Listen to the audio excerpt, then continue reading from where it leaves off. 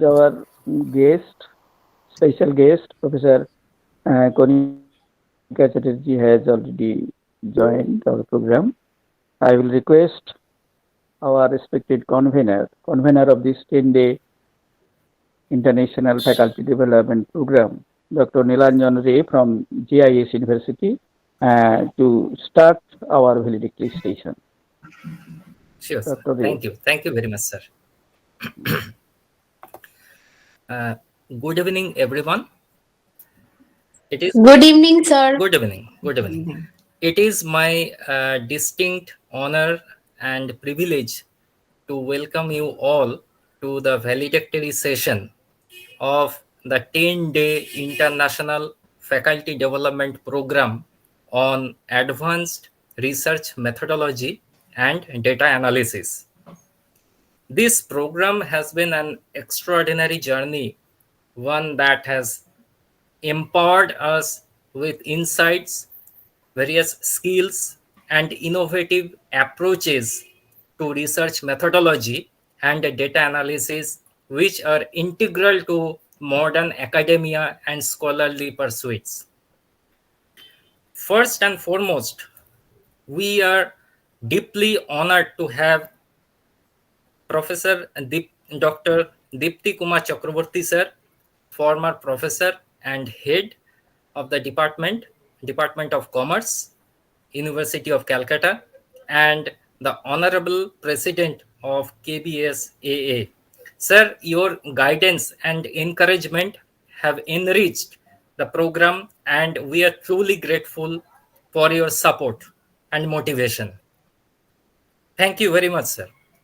We are equally privileged to welcome our special guest, Professor and Dr. KANIKA Chatterjee, Madam, a revered academic from the Department of Commerce, University of Calcutta. Madam, your expertise and thought-provoking insights will add immense value to this program, and we are deeply thankful for your presence today. Welcome, ma'am. A warm welcome to Ms. Doyle Aich, Assistant Professor at VIDYANAGAR College and co-convener of this program. Your dedication and meticulous planning and enthusiasm and hard work have been crucial in making this program a success, and we are grateful to your tireless contribution. I would also like to take this opportunity to acknowledge the unwavering support and motivation our Professor Pema Lama sir, whose relentless efforts and inspirational leadership have been the driving force behind the seamless execution of this program. Sir, your passion and commitment to fostering the academic excellence are truly commendable. Thank you very much for your motivation and leadership. This program has provided a platform for fruitful discussion, idea exchange, and sharing the advanced knowledge in research methodologies and data analysis for future researchers, which will obviously it is supported for the helpful for PhD scholars and faculty members. The learning from these 10 days will undoubtedly have a lasting impact on our academic endeavors and professional growth. I extend my heartfelt gratitude to the organizing team and resource persons and the participants for their active involvement and commitment throughout the program. So, without wasting any more time, let us now move forward with the proceedings of this session. And once again, a warm welcome to all, and I hope you enjoy the rest of this event by thought-provoking speech from our special guest, KANIKA Madam. Thank you very much. Over to Dipti sir. Thank you, Dr. Ray. Thank you. Yes, you are correct that we should not waste today any more time, but because you all know that we have with us, actually we are fortunate that we have with us Professor Dr. Kanika Chatterjee. Actually, I was for a long time actually one of our colleague in the Department of Commerce, University of Calcutta. And since then, somehow I have come to know that what kind of contribution she has towards the development, towards the integration, towards the cohesiveness of our department, Department of Commerce, University of Calcutta. Actually, uh, almost all of us during that time called her as the inner voice of our department. Inner voice. Actually, a not only she was a very good teacher, she was a very good researcher, effective supervisors, and a very brilliant student. Okay, some persons may be a brilliant student, but may not be a good teacher. He or she may be a good teacher, but he or she cannot be a good researcher. But our Professor Kanika Chatterjee, actually, this integrity, you will be surprised to know that she stood fast in become examination. And at the same time, again, she became second in MCOM examination. So this kind of actually brilliance, this kind of academic integrity, usually now a very effective teacher, popular professor.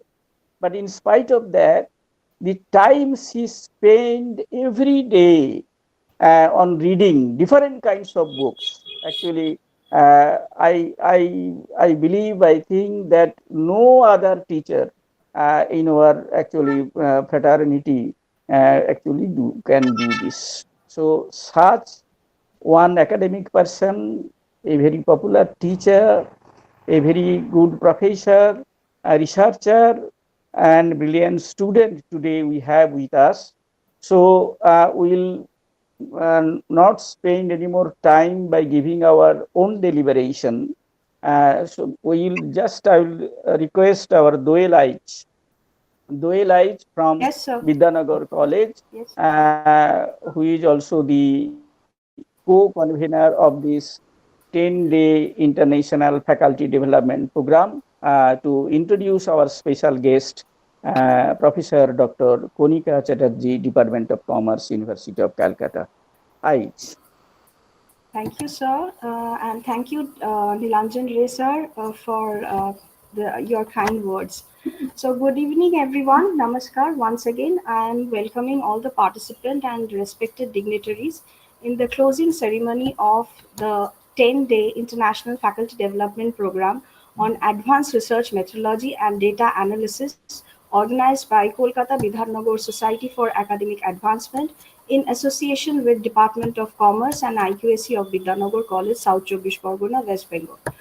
Learning gives creativity, and creativity leads to thinking. Thinking provides knowledge, and knowledge makes you great.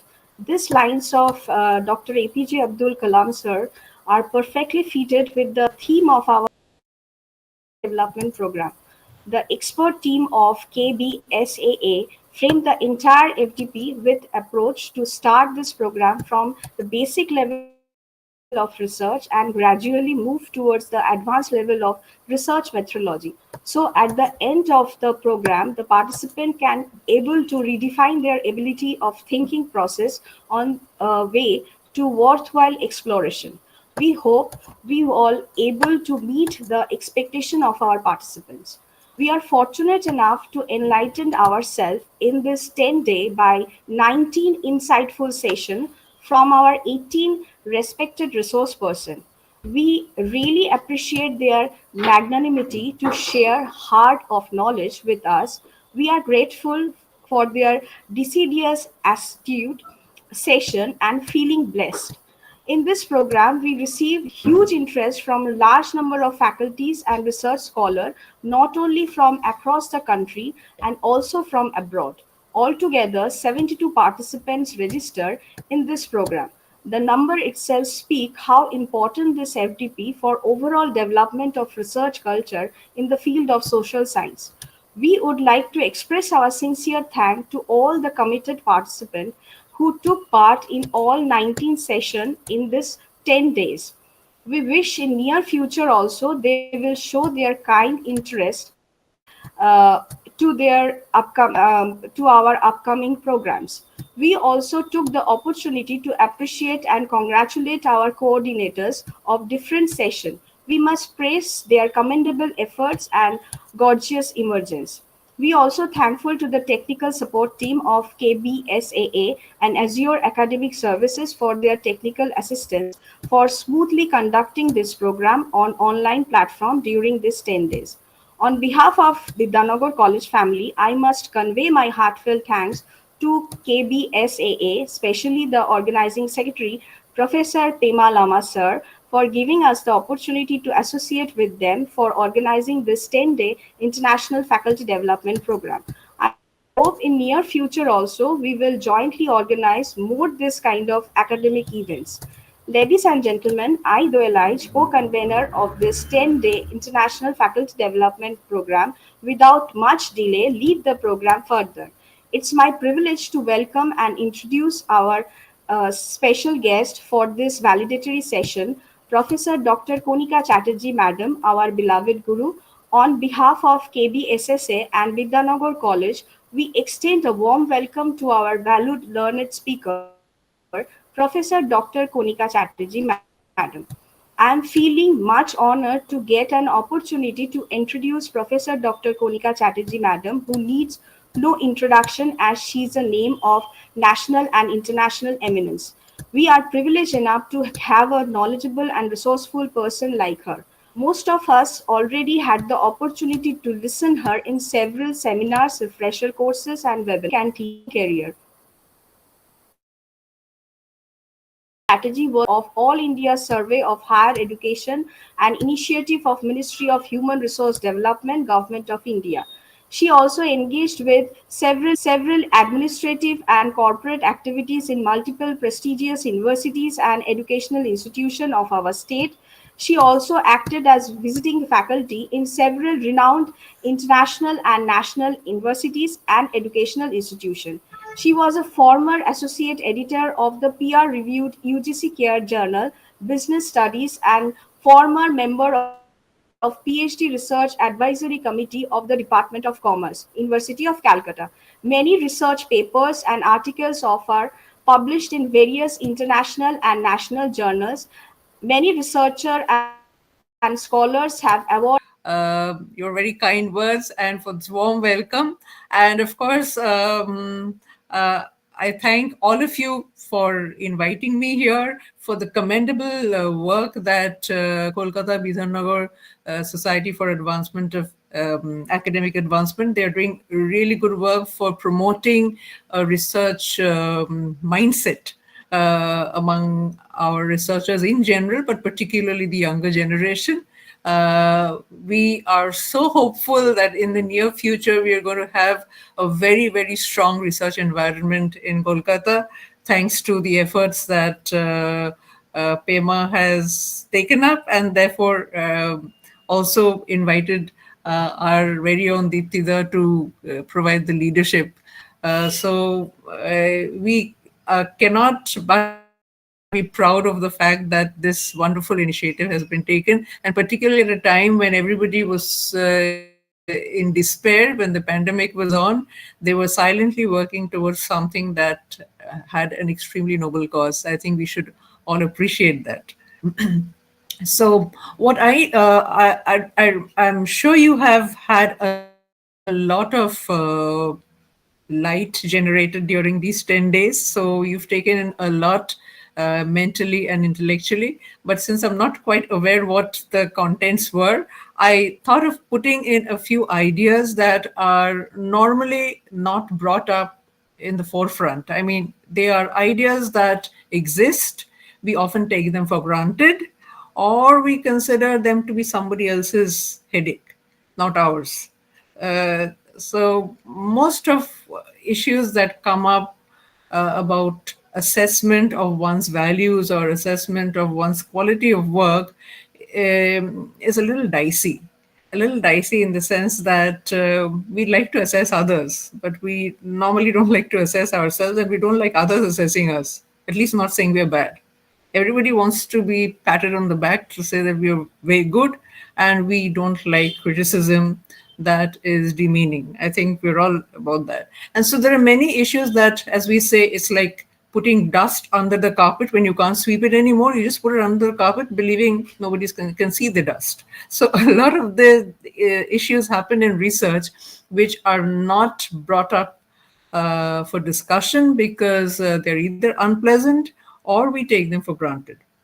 Now, I'm bringing up a few issues, particularly because we all are crying ourselves hoarse about the imminent problem of climate change causing major damage to our lives.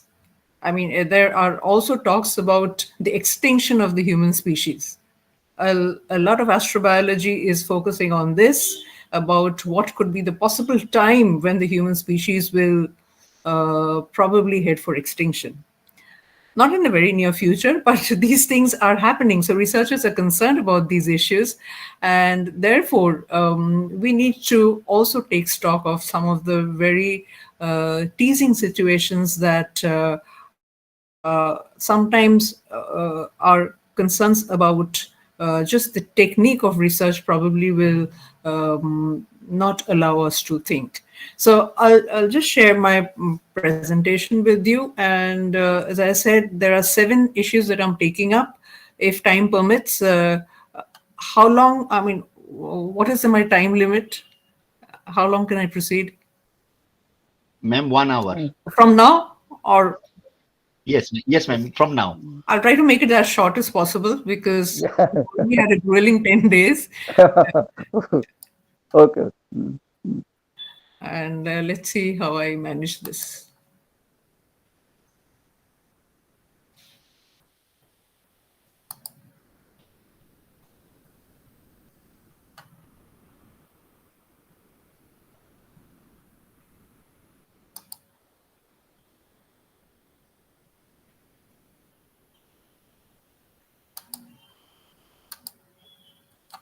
Just let me know if you can see this presentation. Is it visible? Yes, ma'am. Yes, madam. Thank you so much. So yes, I'm a little concerned about what responsibility can mean for all of us when we play the role of academic researchers. We have multiple roles to play. As our API scorecard will tell us, there are 3 dimensions on which we are measured. One, of course, is the teaching learning process, then our contribution to institution building and academic governance. But the preeminent aspect of our development as academics, as academic professionals, will be in the realm of research. So when we shape up as professionals, society will try to understand whether we are being able to serve the cause for which society respects us or gives us a recognition that many other professionals do not enjoy.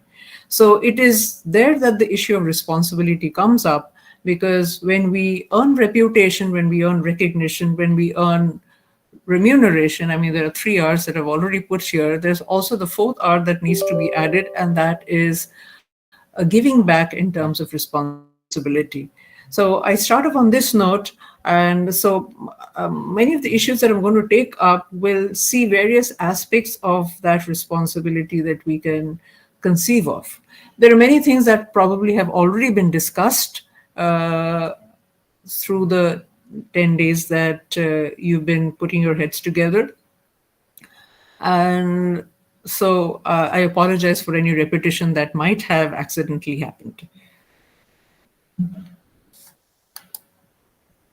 So I start off with, I think we've all heard of the very famous sociologist Max Weber, German sociologist Max Weber.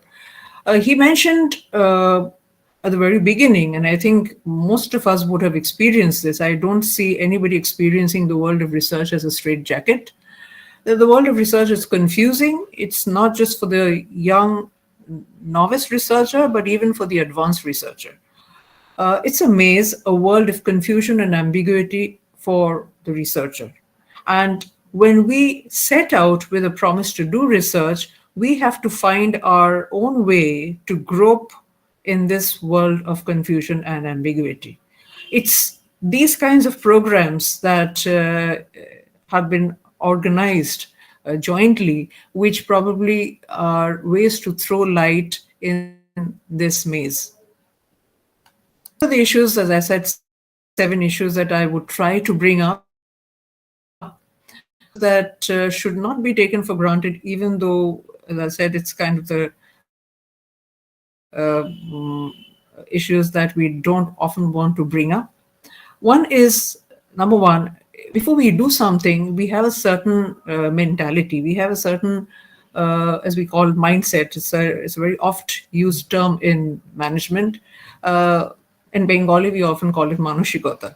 We come with a certain set of assumptions. We come with a certain way to go about things. So we need to focus on that. Number two, and the PH over there stands for philosophy. So there must be something that has a strong philosophical foundation in the kind of research that we are undertaking. I just mentioned a little while ago about climate change and why everybody is grappling with this problem, no matter whether one is a climate scientist or one is a biologist or an economist. And for us, we have come down to the metrics of ESG. So everybody's trying to put their bit of the story to understanding the wicked problem that we're all facing, and that is, how do we convert our present unsustainable ways of living, production, consumption to something that can guarantee a sustainable future for all of us. The COP29 is already on at Azerbaijan, and we're hoping for some fruitful contributions to come up from there. Then, of course, the mind of a researcher. We talked about the mindset, but we'll also talk about a researcher's mind, and there are 5 layers of the mind, one of which, of course, is the ethical mind. And then, since we are often told to think about the criminality of a researcher, we often think of whether a plagiarist is a criminal or a plagiarist is an unthinking, unintentional, imperfect researcher. So I just bring this idea of the imperfect researcher. And finally, the need for breaking away from moving away from what is hackneyed and incremental to doing something that can literally break new ground, because, as I said, we need solutions that are going to work to solve wicked problems, and wicked problems require disruptive solutions. So let's move to point number 1, and that is researcher mindset. I propose that a researcher needs to come with a mindset of abundance rather than one of scarcity. I'm saying this because often our research is driven by somebody. That means it's a kind of a controlled process where somebody will impose us to do something. It either be a funding agency, or in the case of PhD, it is a supervisor. And therefore, there is an element of fear, of being undone, of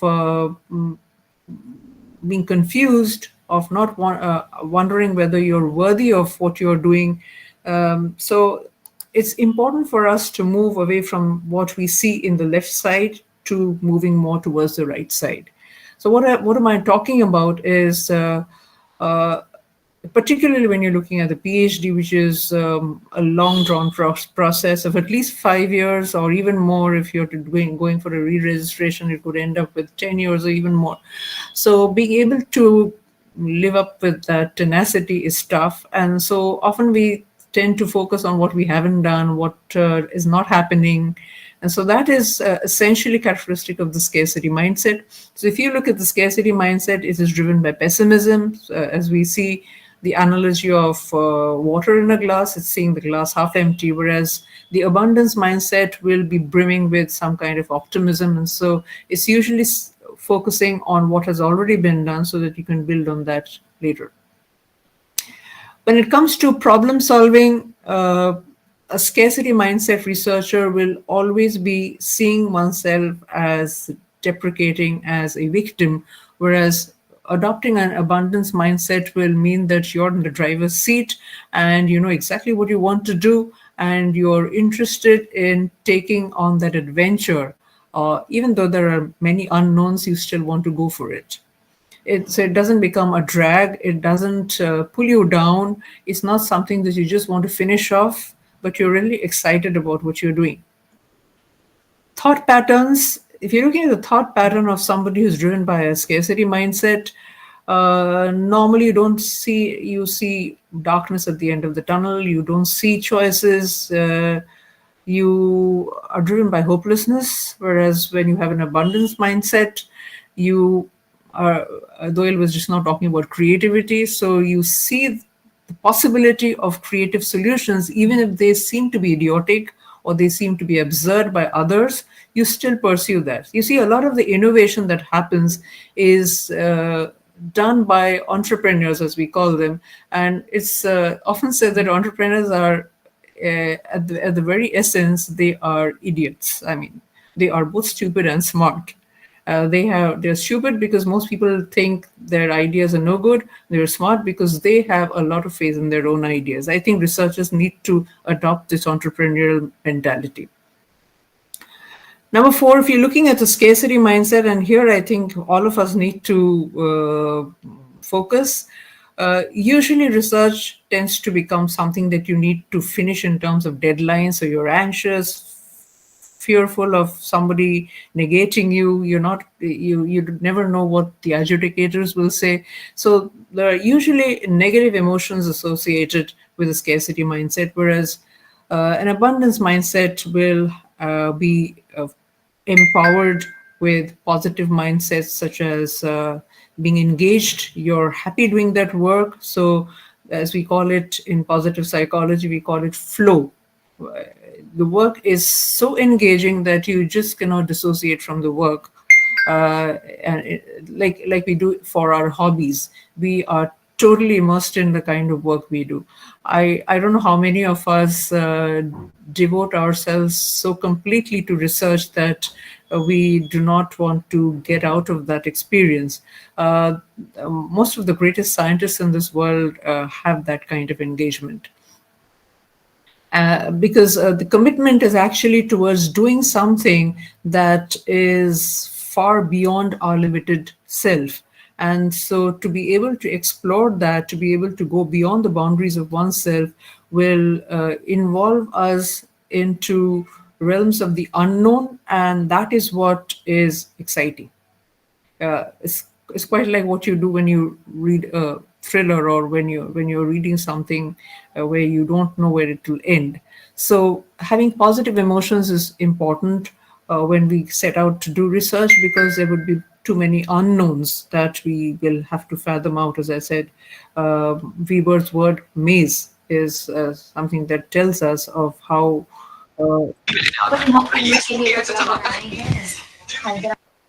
and number 5, although we are taking courses, we are doing coursework, we are engaging in these kinds of value adding programs, ultimately what do we do ourselves as researchers is important. And I think over here it's also the scarcity mindset associates us with ad hocism, haphazardness, disorganized, confused,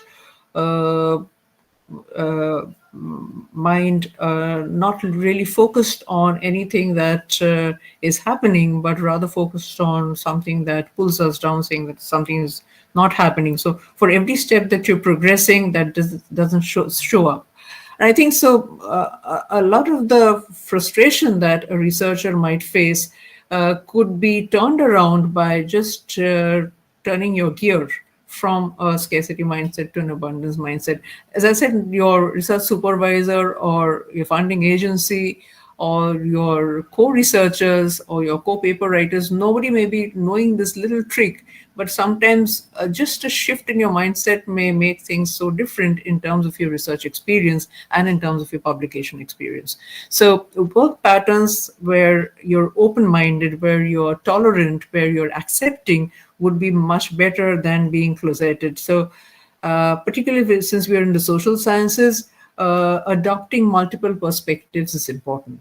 You may have covered qualitative research, I'm not so sure, but if you have, then you will value the need for multiple perspectives, because when you are trying to understand the stakeholders' point of view, your respondents, it's very rarely that the experiences will be uniform. So heterogeneity, diversity in experiences is something that I think most researchers would like to capture, particularly when your canvas is the society or some subset of society.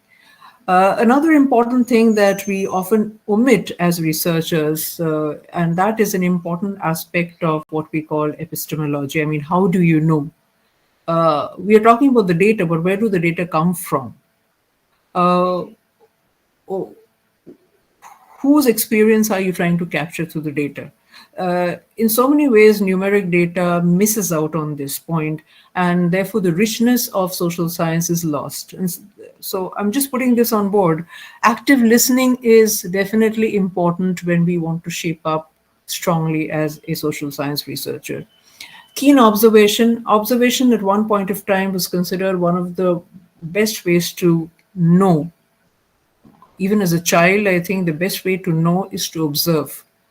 In our very own Indian culture, the first lessons that a guru used to impart to the shishya was just keen observation. You didn't need to learn things by rote. The more you observed, the more you were able to open yourself to knowledge.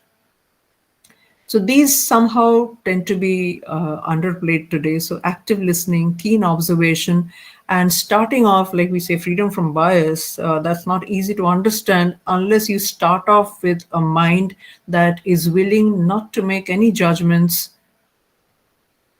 of good, bad, right, wrong. So you have to start off with a mind of neutrality when you go there to do research. This is difficult to think of, but once we are concerned about our mindset, I think we can work on these issues. Then maybe many of the latter steps in the research process become more fruitful. So this is issue number one. Issue number two, or what do we see and what do we not see? So if you remember, even in the Mahabharata, Arjuna was asked this question by his guru of what he was seeing when he was trying to become an expert archer. So this is important for any researcher because sometimes we get so bogged down, or we tend to be so engrossed only in the data, we are not aware of what we want to see. It means when we are sifting the data, we need to understand what we want to literally see, study, explore, and solve. So when we are doing research, we must understand that we are contributing to solving some problem in the real world, no matter how small or how inconsequential it may seem. So relating to the big picture is important if we want to make a realistic contribution to problem solving. When we see the big picture, I would definitely want to allude to, I think many of us have heard of Professor Howard Gardner. Okay, Professor Howard Gardner, for those who may not have been acquainted with him, that's his picture out there. Professor Howard Gardner is a neuropsychologist in Harvard University. And although his position was not just as bad as Professor Stephen Hawking, but he was not considered by his parents or by his community to be physically a normal child. But he has proved to be exceptional in so many ways. And because he was written off, or the fact that he was not given recognition for the kind of intelligence he had, it didn't fall in place. It was not the normally understood intelligence. So he has worked tirelessly during his lifetime to understand what human intelligence is all about. And while that is another story, I'm not getting into that. He has come up with this book in 2008 called Five Minds for the Future. And he outlines these 5 minds, which I think is very relevant for us researchers. Number one is, of course, taken care of, because we are very clear in what subject or in what discipline we want to do research. For instance, with commerce, and then within commerce is finance, and then within finance, maybe it would be financial markets or it could be stock markets. So we tend to be quite specific in terms of the number one idea, which she calls the discipline mind, and that is individuals excel in at least one discipline. However, nowadays we are told to move from one to two, which is interdisciplinary, and then now to using our multiple knowledges to solve problems, which is transdisciplinary. So I think our NEP also provides for interdisciplinary studies for the very same reason. And that takes us to number two, which is the synthesizing mind. And according to Gardner, individuals absorb a variety of information, and I think you will find this relevant, and extract the essence in ways that help society. And that is why I'm saying it's important for the researcher just not to amass information by analyzing data, but then relating it to the immediate community problems or to problems of society at large. But unless that happens, unless research is connected with society, it really doesn't make a difference at the margin about whether we do research or not. Research is not just about propelling academia for its own sake. It has to be a means to solving society's problems. This is my take on it, and I think I feel so happy to know that Gardner, who is an academic of that stature, has also mentioned this. Number three, while we try to do this, while we try to apply our information to helping society in some way or the other, we need to do things that others haven't done, which is why I brought the idea of disruptive innovation and disruptive research also. So creativity, of course, is important in research. Not that everybody allows us to be creative, but if we can spark that creativity in us, then we may arrive at answers that are not hackneyed, but still, if we have the conviction to move on with the solutions we get out of thinking unconventionally, it is important for research. Number 4 and 5 is where I would drive our attention, because again, as I said, we missed the point over here. Individuals show respect for differences and diversity. For social scientists, this is a must. I mean, we cannot just stop at what science is doing, what I mean to say, what the life sciences or the basic sciences are doing, because somehow or the other, the kind of methodologies we use tend to be more focused on what has gone on in the world of reductionist science. Yes, so the kind of quantitative research we do does not literally accommodate multiple perspectives. Qualitative research probably has shown better receptivity in this regard. And so you know that today we are headed for mixed methods research, which means that you find something in terms of quantitative research, and then you validate that through qualitative research.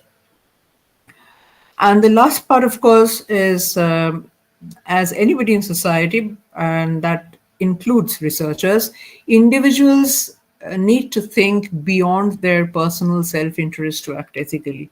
And that is why I'm saying when we are researchers, we don't do it just for some personal goal that we have, for instance, a promotion or a recognition. but we do that with an intention to literally solve real world problems. So how can we get there? When we adopt these and we activate these 5 elements of the mind, and then we see it through the lens of a researcher, then what do we expect?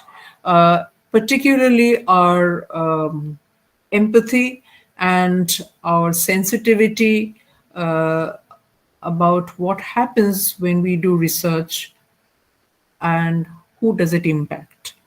It's always important to remember that research is something you do in human society. Yes, you don't do it in a closeted ivory tower.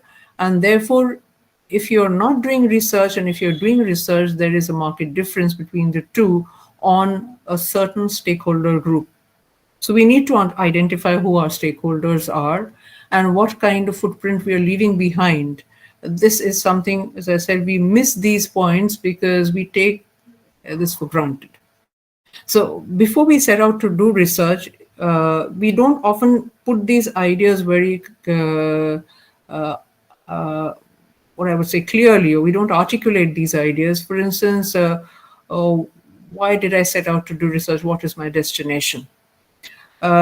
So quite like a corporate vision mission statement would be, can we also have a research vision and mission statement for every kind of research that we're doing, whether it's a project or whether it's a full-blown PhD program.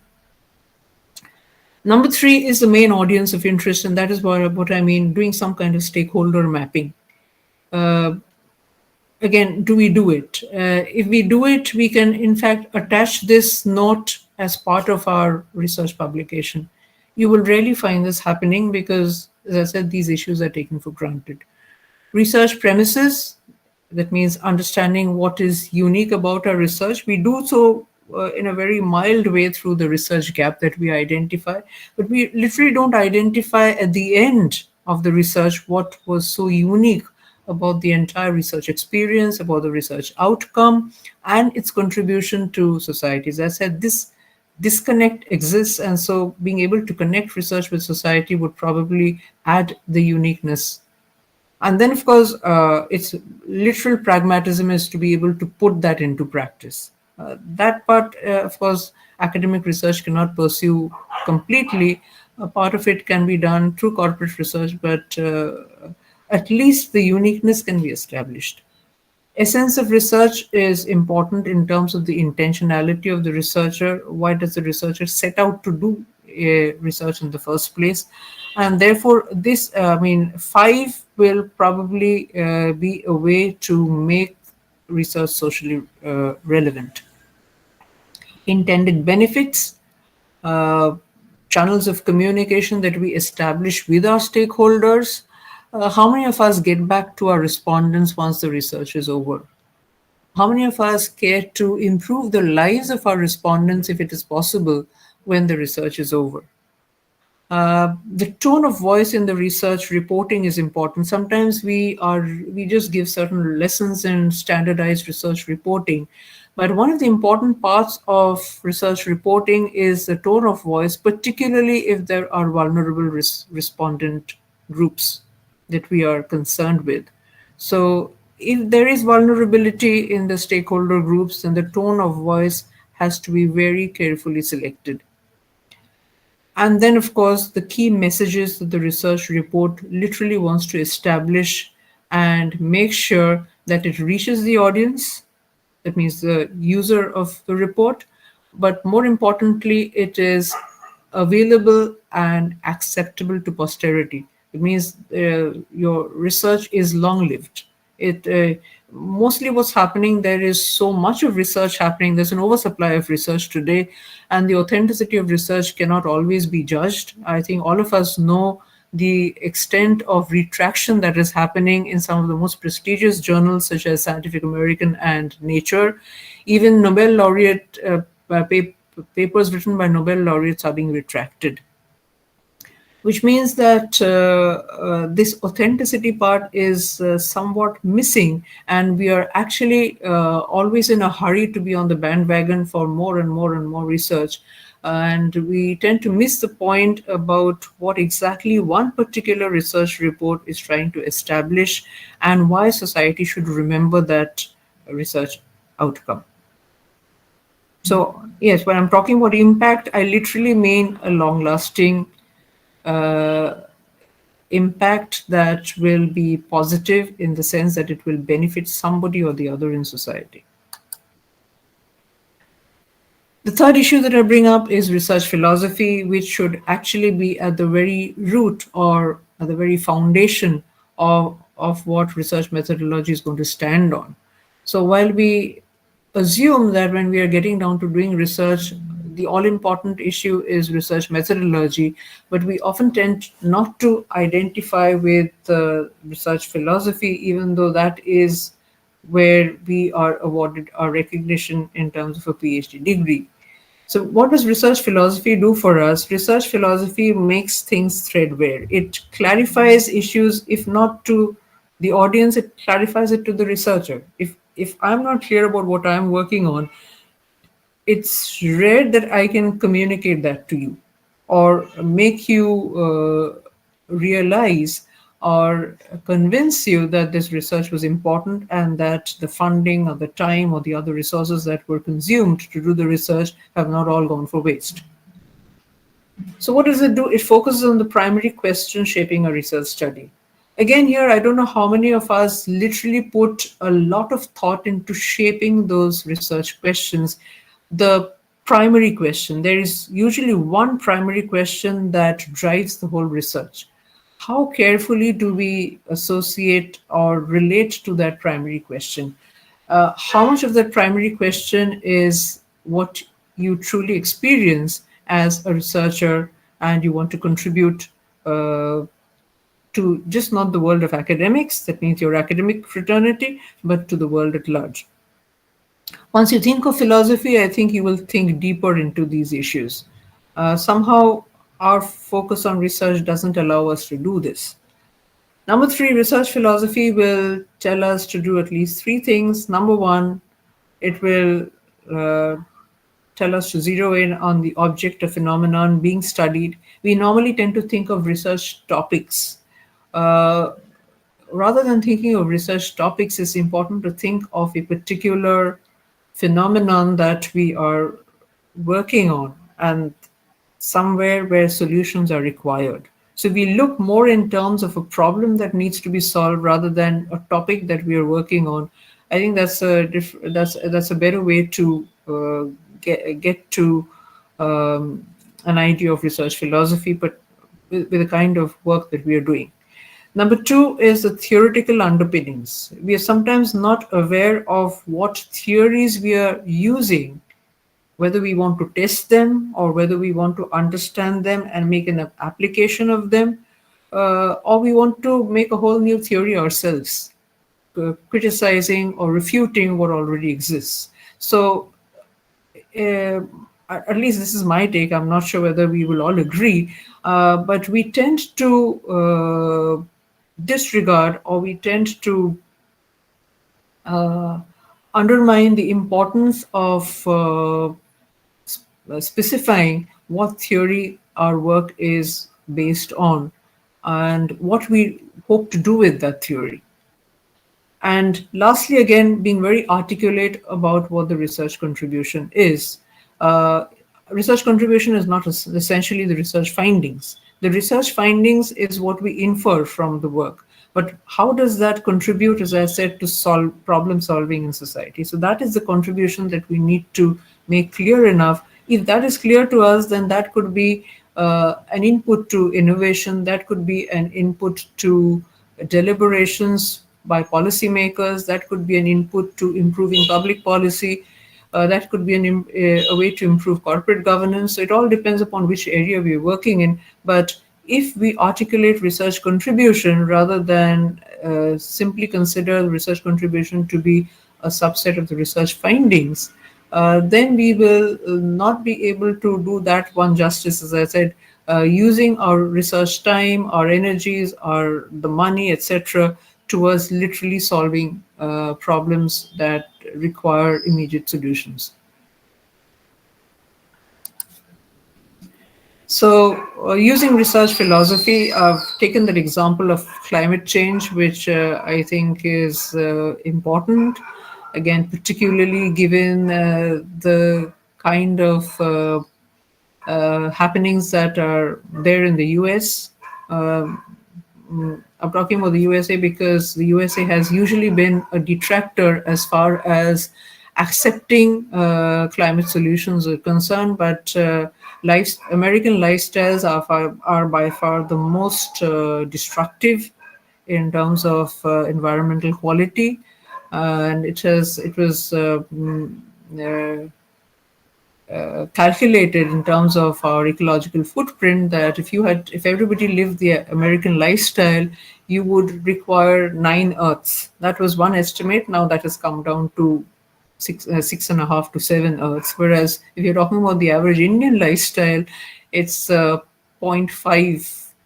Yes, 0.5% of the earth. That we wouldn't require if we lived our lifestyle and we had everybody living the original Indian lifestyle, then that is much more ecologically viable than the American lifestyle, and that's why I brought this issue up of climate change because it's critical now, and a lot of the research that we are doing will probably be the conduit of solutions that we can avail of in future. So if you're looking at this part, you see that, and this is an iceberg. What tends to show up in this iceberg of research is methodology. The methods show up, but the theory and the philosophical foundations are so deep down. We either don't think of it, but if we have thought of it, then of course methodology and method will be standing on a rock solid foundation. So let's see what has to how we look at climate change here. The international debate about climate change is a clear example where you will find that there is no consensus.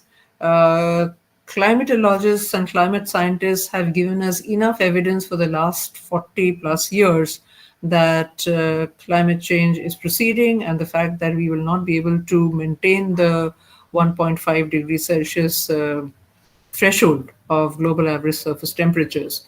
It might actually shoot to 2 degrees Celsius, which means that if that happens, temperatures will reach 56 degrees Celsius, which is going to be difficult for human survival. So let's see what the positions are. When you're looking at the relativist position, either taken by oil companies or people who are doing research for oil companies, then you're looking at environmentalists or environmental activists, and then you're looking at national governments. So there could be three perspectives here. And you will find that each has their own way of dealing with the problem about whether climate information that are coming out of big data, climate data, make any sense or not.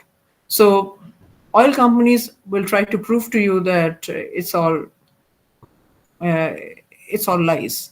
So they refute any definitive answer to the climate change debate. Whereas if you're looking at the realist scientists challenge the relativists that even if scientists work through social and political networks, the truth of scientific laws is independent of the process of discovery. So this has been going on for quite some time, but now we are in a position where the dialogue must be established. There is enough evidence from climate scientists, but it's necessary for us to translate that into elements of climate justice and climate vulnerability. So unless we come to a position where the realist perspective is accepted, the relativist positions, particularly that of oil companies or those that support them, will prevail, and the research on climate action will sometimes not literally be fruitful in the way we are thinking. There's so much of research happening here. There's so much of research that is being directed towards attaining the UN SDGs, but how much of this will literally be effective in doing what we must do? One is we think we are doing a lot, but are we doing what we must do? This gap is there because, again, one little bit of information that has come up last year, 2023 November, is that 9 of our planetary boundaries have already been transgressed, which means it is very dangerous. And this is what climate scientists have to say. Nothing is very optimistic here. So even if we think that we are doing a lot in terms of ESG reporting or in terms of UN SDG target fulfillment, whatever we are doing is extremely inadequate relative to the task that is ahead of us. And this brings us to number 4, the question of a wicked problem. And it's said that the problems of sustainability with climate change at number 1 in the list of challenges that we face. There are many others that come up, but that is a number 1 problem. There are other social sustainability problems that also happen because of climate change. So there are questions of hunger, there are questions of vulnerable communities. But all in all, if we're looking at these multiple problems, the United Nations have broken them down into 17 problems. We could actually have many more problems as well. So 17 were as a matter of consensus. So we now look at the 17 global goals. So the problems of sustainability are usually phrased as wicked problems, not that they are wicked in terms of how a human being can be wicked, but the fact that they defy solution. They defy solution in the sense that no one person or one organization or one discipline can ever solve these problems. They are systemic in nature. There is no one unique definition. So the economist sees it in one way, the physicist sees it in another way, the sociologist sees it in another way. So there it defies unique definition, and therefore there is no one best solution that can be vouched as having solved the problem. Because of this, it has to be a shared experience. We all have to contribute, and if you look at the document of the United Nations Sustainable Development Goals, it actually puts all of us as stakeholders, and each of us needs to contribute our might in being able to solve these problems, whichever target that we want to aim at. And I think as researchers, we definitely have many opportunities, many vistas where we can make important contributions to these problem solving. So a wicked problem of the kind of issues that we see in climate change are envisaged on the planetary scale. So even though we are doing research at a smaller scale, when we think, that's why the big picture becomes essential, we need to think on a wider scale in terms of the contributions we will make. Now we come to the 5th issue, and that is with regard to the researcher's ethical mind. If you just go back to what Howard Gardner said, there were 5 layers of the mind of the future, and the last layer was the ethical mind. I find this particular quote by one of our very famous Greek philosophers. I think we've all heard of Sophocles, and his very renowned quote that I would prefer even to fail with honor than win by cheating. And I think this is something that epitomizes what anti-plagiarism is about. So when we are talking about how plagiarism can be curbed or what is the threshold, whether we should raise the threshold, I think what we need to establish is a certain state of mind, or as I said, a certain intentionality that to the best of my knowledge, I will try not to cheat. So varying ethical stances of researchers is quite like the efficient markets hypothesis, and in the ever increasing research community that we see, I think we have moved away to a great extent from the very weak to the weak and we are heading towards the semi-strong. Uh, but there is a mix of all kinds of uh,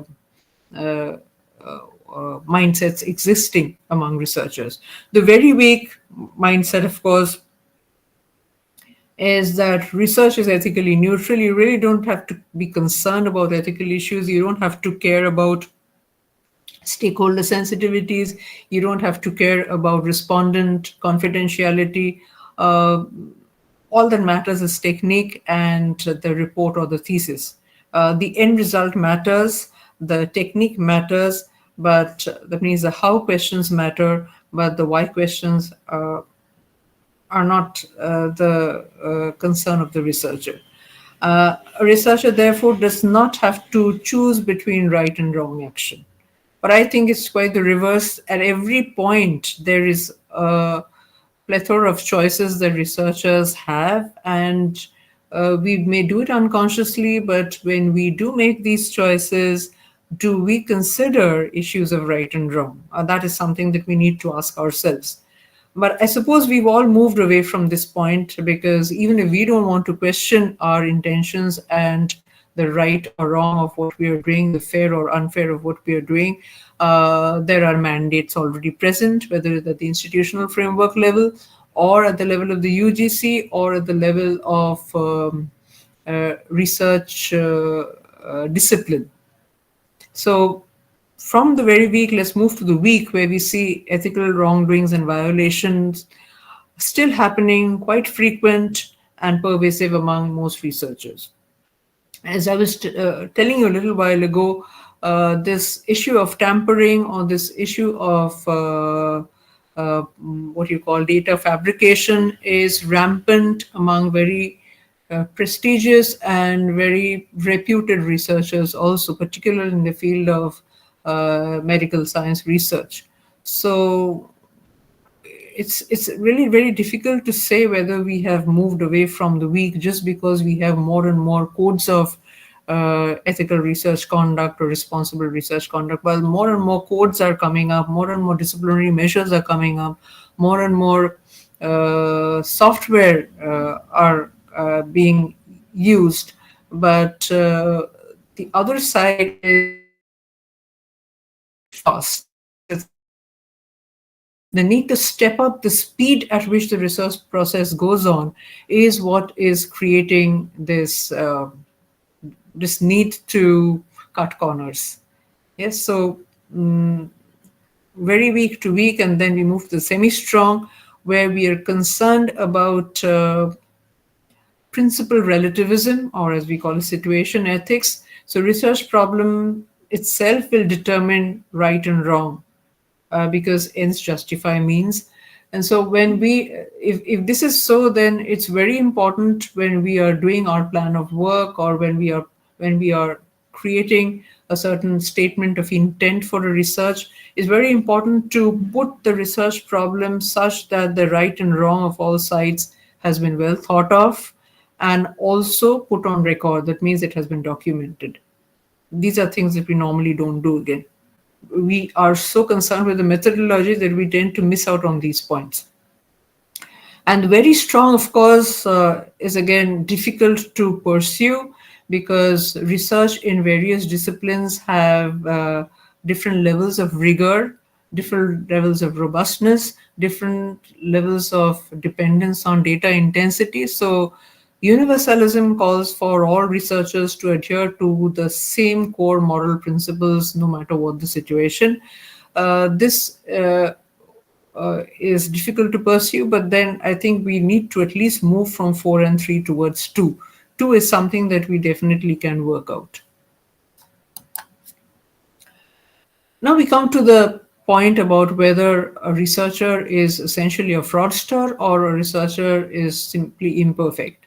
I'm not literally making this a case for cutting corners or for the downsides of research practice. But it's also important to understand, particularly because when we are teaching research ethics to students as part of their coursework or in any other research training program, we tend to put these ideas, for instance, plagiarism. just to take a case in point, or other kinds of issues such as salami slicing. When we discuss these issues, we put them up for debate or discussion as if to say researchers come there to commit these crimes. That is not so. Most researchers come with an honest intention to do something that is definitely self improving, but also to do something that will help contribute to social good. And that is why I would like to distinguish between the imperfect researcher versus the malicious fraudster. Uh, but there are cases where intentional fraudulent behaviors are there. When I'm talking about data fabrication or data falsification, it is intentionally done also. But many of us, or most of us, would probably belong to the first group. Now, what are the causes of imperfection? Uh, One is something that was done earlier is now considered wrong. Okay, so when rules change, when codes of ethics change, then what was earlier on socially acceptable is now not considered right. For instance, when you're talking about the issue of animal testing, as a case in point. Number two, you didn't know. Okay, so you do something accidentally, you were not aware, nobody told you, and that is particularly where the research supervisor should be cautious, even if the research scholar isn't. Research supervision is not easy, and therefore, as a research team, we have no excuses for saying we didn't know. So that is number two. Number three is misdemeanor, and that is wrongs that we try to justify because we take shortcuts, particularly when there are deadlines to be achieved. And so many of these problems, as we call it, the FFP problems. FFP means falsification, fabrication, and plagiarism. Many of these problems are actually acts of misdemeanor. Number four, missing something, especially with new methods or technology. So when technology changes, particularly when we have later versions of certain software, we might miss out if you're working on an older version. So that again is not intentional. It's a matter of availability or accessibility. Number five is research ethics violations, not through one's own mistakes or errors, but because of others, particularly when it is a co-research environment or co-publication or co-authoring. So you may have honest intentions, but the ones you're working with may not. Number six, the right thing to do is not always clear. This is an important problem, and this is where a lot of documentation is happening.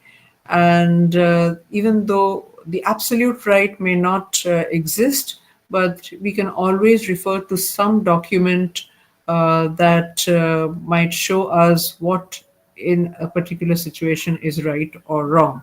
If it doesn't exist in our institutional setting, then we might look to other wider aspects of governance. For instance, in our case, the research funding agency, or maybe the UGC, or even beyond that, the best practices adopted by research in a particular discipline. So the right thing to do is something that we need to keep searching for and then trying to adhere to that. This is particularly true for publication ethics. And number seven, of course, is self-deception and other psychological tendencies. As we were saying, we do wrong and we don't want to admit that when we do wrong, we are wrong. We are okay when we are pointing our fingers to others, but we don't want to admit when we are wrong. So these are a mix of causes that might lead us to imperfections, and we need to get out of them, surely. And we come to the last issue, and that is to do with what we are researching on. As I said, the what and the why are sometimes not taken very seriously. We are so immersed with the how that the what and the why seem to be having some kind of, I mean, they're just downplayed. So, disruptive research is a term that has been making the rounds for quite a few years. And that is the other side of what we call incremental research. Incremental research is just building up, we do a very comprehensive review of literature, and whether it could be SLR, that's a systematic literature review, or the traditional kind of literature review that we do. The main intention over there is to see what others have done and then make sure that you are doing something that we are literally facing in the real world. Now, who's going to solve those problems? Well, we can always pass the buck and say that somebody else is going to solve it.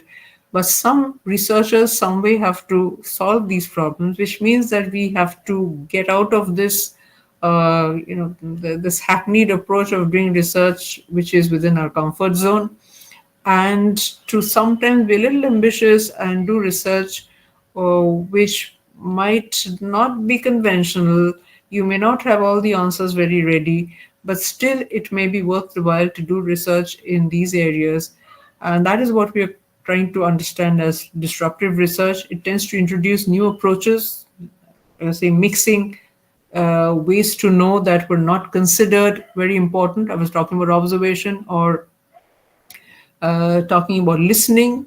You will know that listening is a very important aspect of social science research today when we are looking at autoethnography or ethnography, particularly when you're talking about cultural studies, when you're talking about evidence that doesn't literally exist, but when you are within a certain ambience, then you can understand. That means when you're trying to take an interview of a person, you're within the ambience in which the person has a certain experience. Then you're probably just not talking to a person, you're also observing, you are listening, you're taking in a number of stimuli together, which would definitely enrich the researcher's experience, but would also enrich the research output. Developmental research is more likely to adjust or test old theories and apply them in new contexts. So a lot of the research that, as I said, is within our comfort zone is developmental incremental research.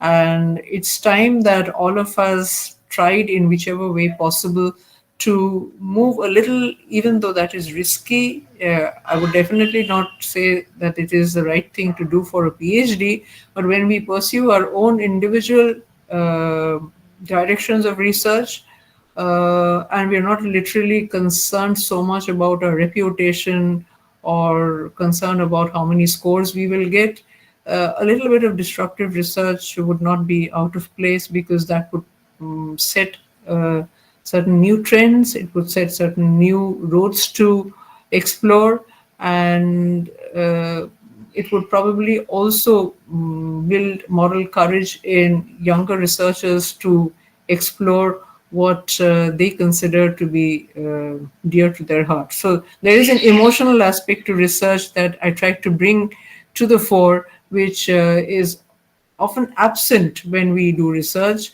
and we tend to create a research idea when we are focused too much on data to think of it as more of a technique driven, software driven robotic experience. So while AI is there to stay, while softwares are there to stay, statistics is there to stay, techniques are important, but let us not miss this point, that we need to solve the world's problems. This is what responsible research should be about. And if we need to be respected as academic professionals, we cannot shy away from this responsibility.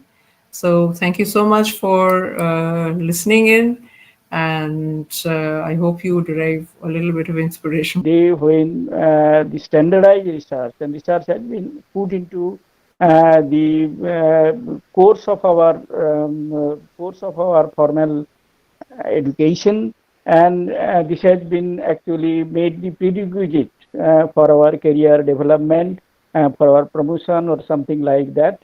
But as a result of that, actually we are forgetting about the philosophy of research, though the names of our degree that we are awarded with by conducting the research, or sometimes MPhil, Master of Philosophy, and the PhD, Doctor of Philosophy. And this is one very important part that you have delivered before our budding researchers. And the social impact. This is also very, very important. Whether your work has an impact on the society at large or not. Here also same thing. Actually, in most of the cases, as this has been made the prerequisite for our career development, our API score, actually for our, in most cases, the research we conduct for our self-benefit without looking towards its social impact or something like that. And the third point that you mentioned about the this our the climate change, and this should be the basic topic of our research, whether we are in commerce, we are in arts, we are in pure sciences, we are in life sciences, everywhere, as because the climate change has the negative impact on all the people, the persons of all the disciplines. So everywhere, this And should more be a importantly, topic. even non-human life is at danger. Non-human, non-human, They are not non-human, harming us, non-human we are being harming everywhere, them. That's very everywhere. unfair. And how these superpowers, they actually are neglecting this thing, and what we should do towards this end. This is very, very important. And finally, the actually disruptive research. Yes, we all know we are mostly doing the incremental research, the applied research, not the fundamental research. But here something that you talk about the uniqueness. Actually, this actually we are not doing in that way the uniqueness in our research, and as a result of this, we are not doing something toward adding towards the existing knowledge. Just we are describing what are already existing in our environment, in our society. Yes, human limitation is there, environmental limitation is there. In spite of that, we have some big picture in front of us. You have highlighted on this point very clearly. And I believe all the budding researchers, if actually, if not all the points, if only some of the points they keep in mind while conducting their research work, I believe then at least before our budding researchers. Thank you once again, Professor KANIKA Chatterjee. Thank you so much Professor. for this opportunity. So, and now I will request some of the resource persons to give their feedback on this 10-day international faculty development program. Any resource person, please? Will you come forward? Any resource person? Nirupam sir? Any Yes, resource sir. Yes, person sir. will you Good come evening, sir. forward to give feedback on this 10-day international faculty development program? Yes, sir. Uh, Okay. You introduce yourself, please. yes, sir. Yes, sir. Myself, Rupam Mukherjee. I am an assistant professor of economics in Kovi Shukanto Mahavidyalaya.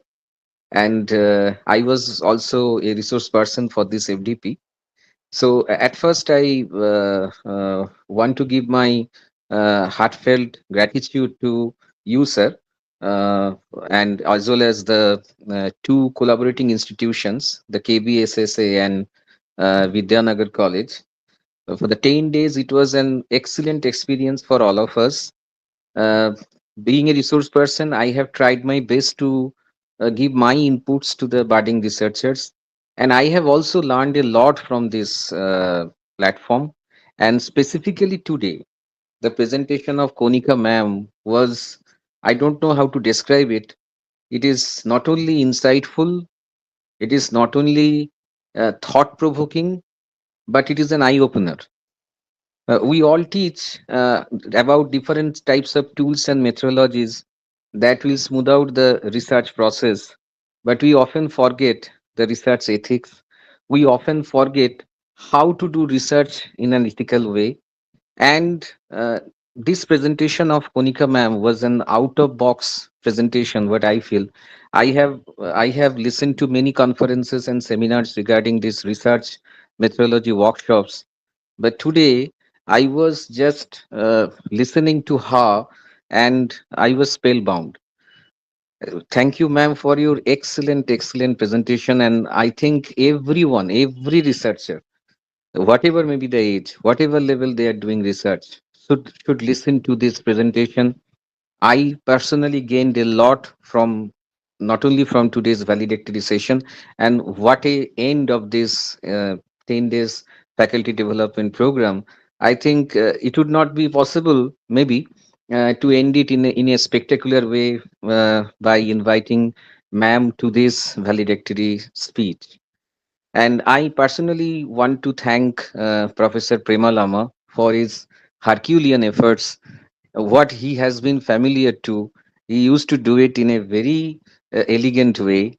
And two coordinators of this program, Nilanjan sir and Doel ma'am, for their excellent collaborations. All the respected faculty members who have been the part of this program, all of us benefited. And last not the least, the scholars, they have participated in the program, and I hope that after this 10 days faculty development program they before. And I will request Prema sir to organize these types of conference, these types of FDPs and workshops in the future also, because in our time we haven't got these types of opportunities to learn from this online platform. You know, lots of the speakers who are from abroad or maybe from different parts of our nation who have given their excellent lectures, and it was not being possible in our times to listen to all of them by sitting in a single room. So maybe corona pandemic, apart from the pandemic driven uncertainties and adversities, this is the only thing that we have also got as a positive thing to collaborate internationally, nationally, and in this way. So I thank the KBSSA once again with the Vidyanagar College for organizing such an impactful FDP of 10 days FDP on advanced research methodology. And I personally being very benefited, and I think that it is a grand success. Thank you, sir. Thank you, Rupam sir. Yes, actually, the presentation of Konika ma'am, this is not the incremental presentation, but we may say the actually borrowing the word from her. This is the disruptive presentation, no doubt. So, anyone from the resource persons to give the feedback? Any other from the resource persons? Okay, I think there is no other from the resource persons to give his or her feedback. So anyone from the participants? Anyone from the participants? Is there anyone from the participant to give his or her feedback on this 10-day international faculty development program? Rohina madam, are you here? Is there?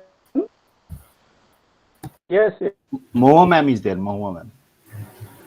Okay. May I speak something, sir? Yeah. Very good. You introduce A very good yourself evening first. to all of you.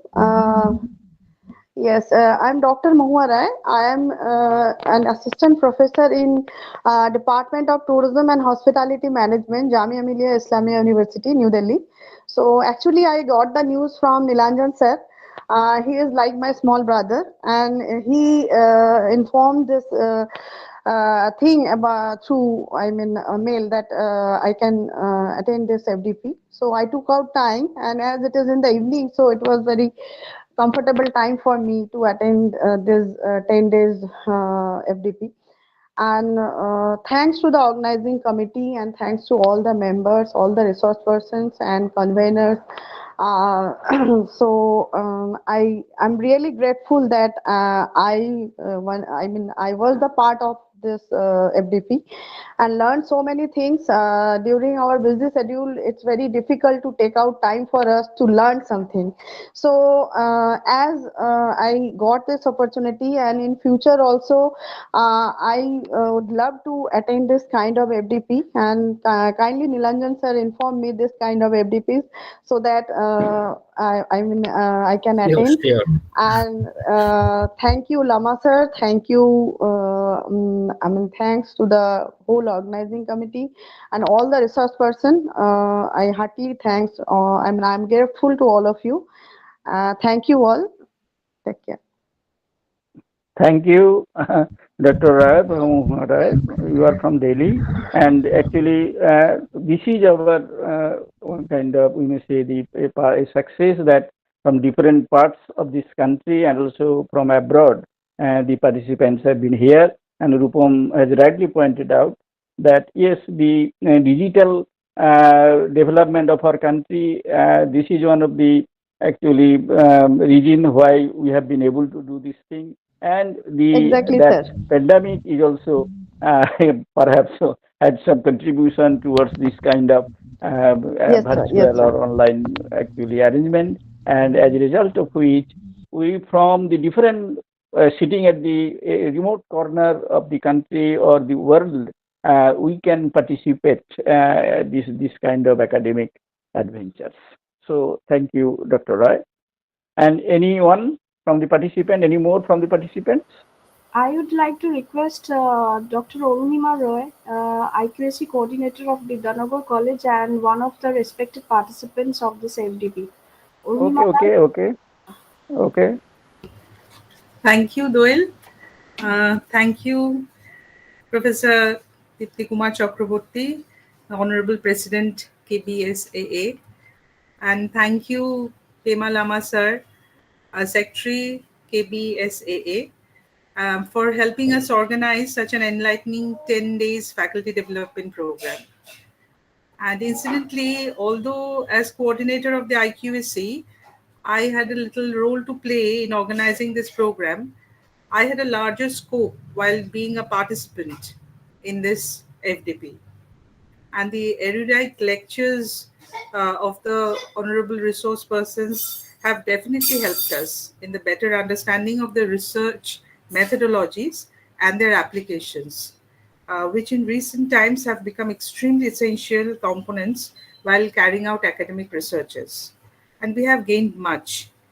There is one thing I want to mention, though I have felt it personally, that participants like me having social sciences or humanities backgrounds would have gained further if there were few lectures on qualitative researches like hermeneutics or observational research, content analysis or discourse analysis, etc.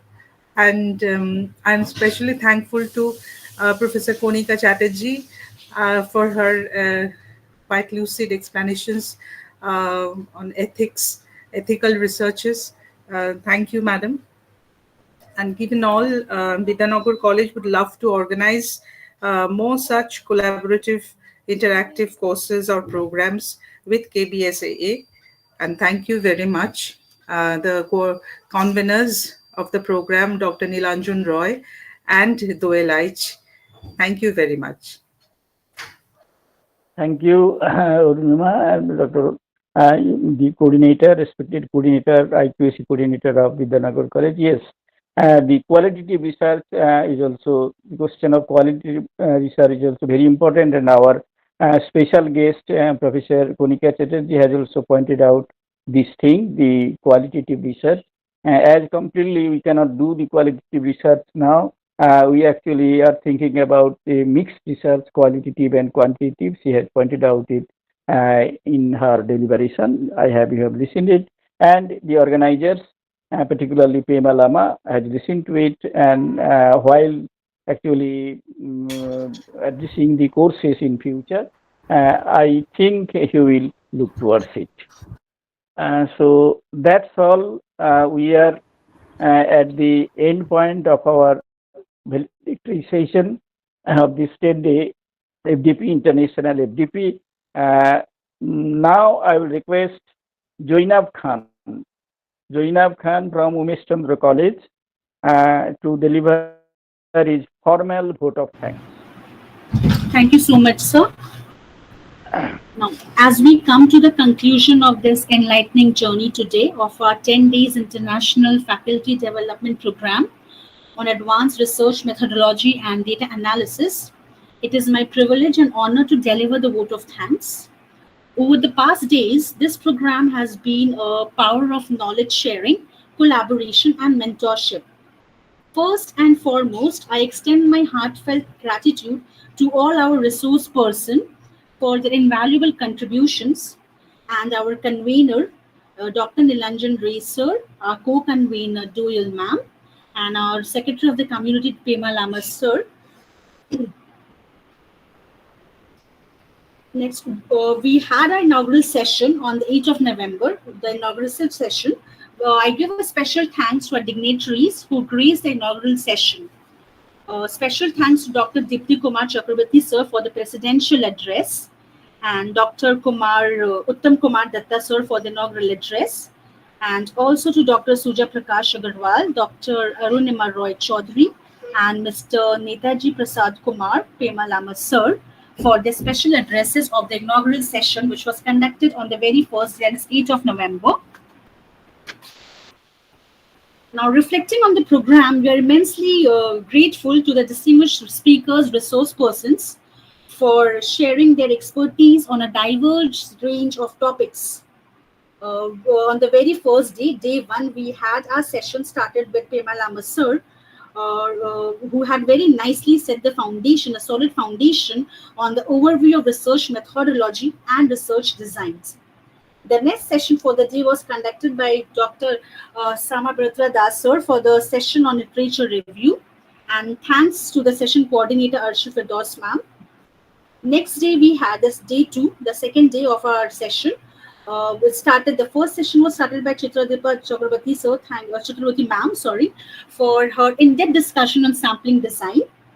And this next session was taken up by Dr. Suraj Kumar sir for guiding us through hypothesis development and testing. And thanks for the session of for the coordinator for the session, Priyanka Kanjilal and Shrup Shisa. Next, we had on the day 3, we had Nilanjan sir. Thanks for the engaging session on current trend in research, and also Dr. Abhik Kumar Mukherjee for his valuable session on data collection methods. And thanks to the session coordinator Sahita Mitra ma'am. Next, we had Dr. Rajneesh Clare, who provided clarity on advanced topics like regression, time series forecasting, and panel estimation models. And second session was taken up by Dr. Sukanda Gangopadhyay for her enlightening session on data envelopment analysis. Thanks to the session coordinator Madhumita Dasgupta and Sukanti Murdula Dungdung. Next, we had Dr. Madhu Agnihotri for demonstrating the power of automation with spreadsheet. And the next session was taken up by Dr. Shushmita Chatterjee ma'am, whose session was on path model analysis. Thanks for such insightful session. On the 6th day, again we had Shushmita Chatterjee ma'am for structural model analysis, which were also very insightful and practical session for us.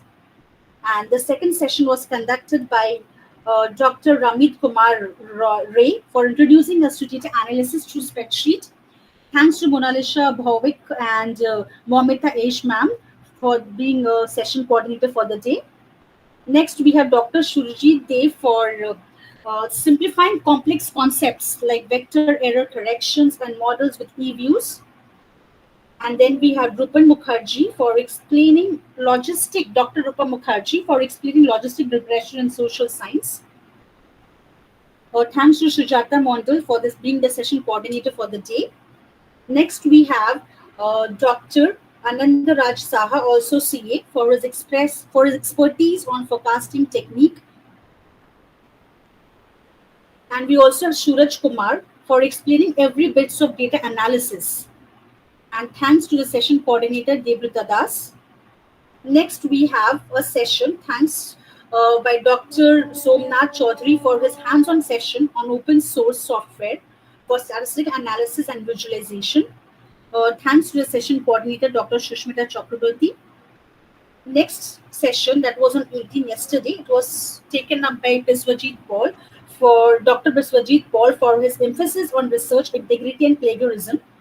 And we also had Dr. Suraj Kumar Dhar for bringing practicality to correlation, regression, and descriptive statistic. Thank you so much, sir. And then we have the end of the session of the program. Your collective knowledge has greatly enriched our understanding of research methodology and advanced data analysis too. Now, today we had valedictory session with we are ending with a valedictory session. I extend my deepest gratitude to our convener and to our convener, Dr. Nilanjan Ray sir, to our co-convener, Doel ma'am, and Secretary Prema Lama sir for their leadership and vision in organizing such a wonderful program. Your dedication has been really instrumental in ensuring its success. A special thanks to our chairperson for the day, Dr. Deepti Kumar Chakraborty, for guiding the program with grace and wisdom. And also to our today's esteemed valedictory guest, Dr. KANIKA Chatterjee ma'am, for delivering such an inspiring address and sharing invaluable insights. Ma'am, this will surely stay with us for a long time. You always make a lasting impression on us. I have attended many of your lectures on research ethics, and believe me, all these teachings on research ethics are still deeply embedded in my mind. So a special thanks to ma'am for giving such a wonderful session and valuable knowledge, which is going to have a lasting impression on all of us.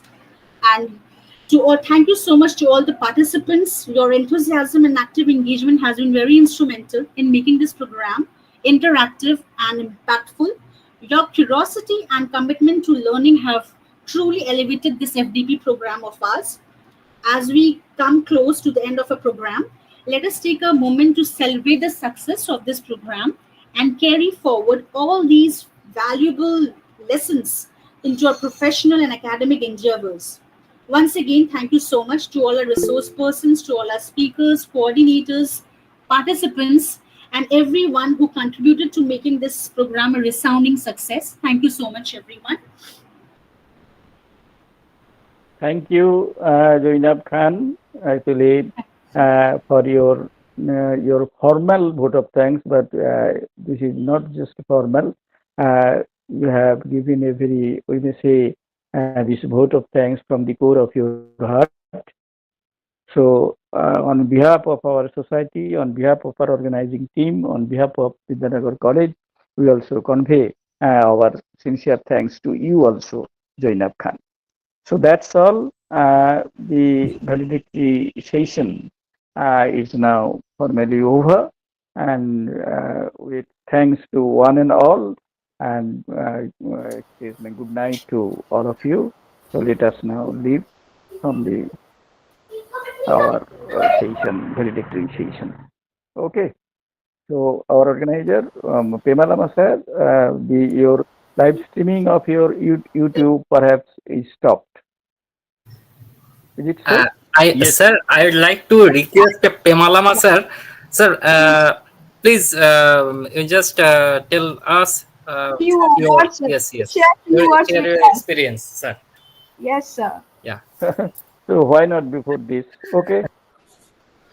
No, no. Prema Lama sir. So, first of all, thank you, KANIKA ma'am, for giving your consent to give a thoughtful and thought-provoking and insightful deliberations on this valedictory session. Thank you once again, ma'am. Many thank you. Many thanks to you for your consent. And thanks to all the participants, especially the participants. I have gone through the feedbacks. I have seen they have given minute things they have presented. They have given that I have learned this one, I have learned this one. This is the way they are teaching. We are very much satisfied with the way of teaching of our resource persons. So then thank you to Dr. Nilanjan Ray sir, convener of this 10-day International Faculty Development Program on research, advanced research methodology and data analysis, for your untiring effort. Thank you, sir. Thank you once again, and as well as the co-convener, Doel Aich ma'am, Assistant Professor, Department of Commerce, Vidhanagar College, our joint collaborator. So thank you for being with us, for your untiring effort also. So may all the blessings of the Almighty God be always with you all.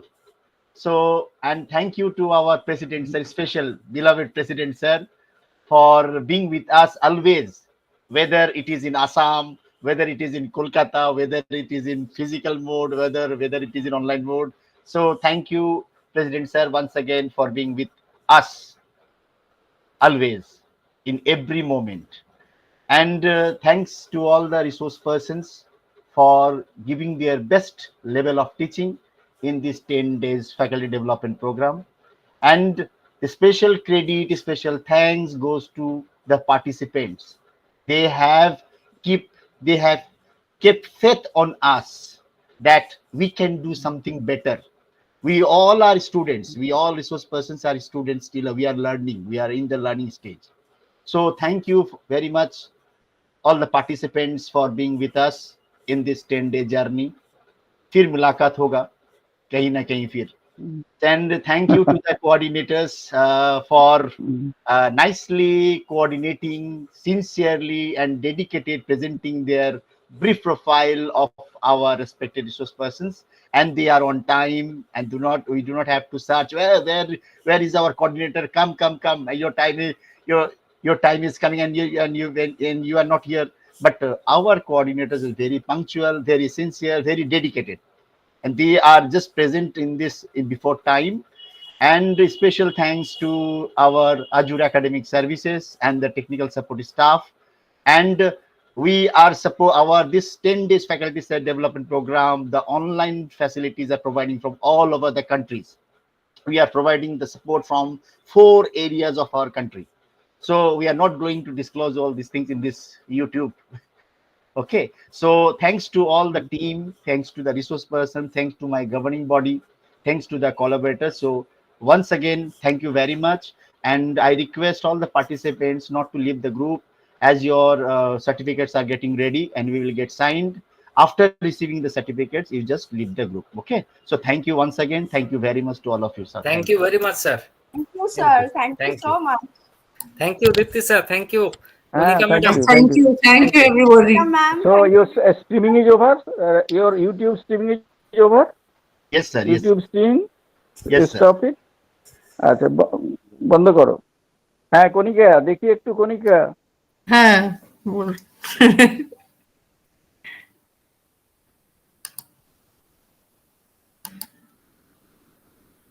কোথায় আপনাকে তো আমি দেখতে পাচ্ছি না। Sir আপনি একটু ক্যামেরাটা অন করুন স্যার। এজন্য আমি ভাবলাম আমি কি করছি সেই। কেমন আছেন? ভালো? হ্যাঁ খুব ভালো লাগলো, স্পেশালি দোয়েলকে এতদিন পরে দেখে খুবই ভালো লাগলো। হ্যাঁ ম্যাম, অনেক বছর পর আপনার সাথে